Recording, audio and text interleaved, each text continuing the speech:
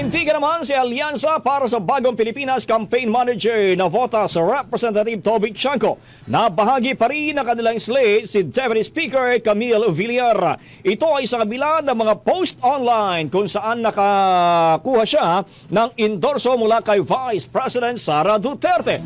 Ayon kay Chanco, intact ang five-party na Alyansa para sa Bagong Pilipinas na kinabibilangan ng Partido Federal ng Pilipinas, Lakas CMD, National People's Coalition, National Unity Party at Nationalista Party.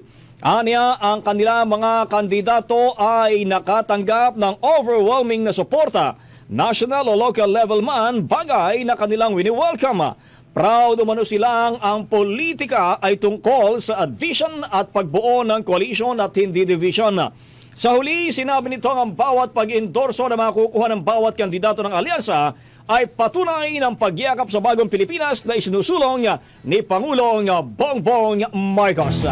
Ang bahaging ito ay hatid sa atin ng Yummyvit ES2 Oral Drops. Simulang tuparin ang pangarap ng iyong anak. And stunting now!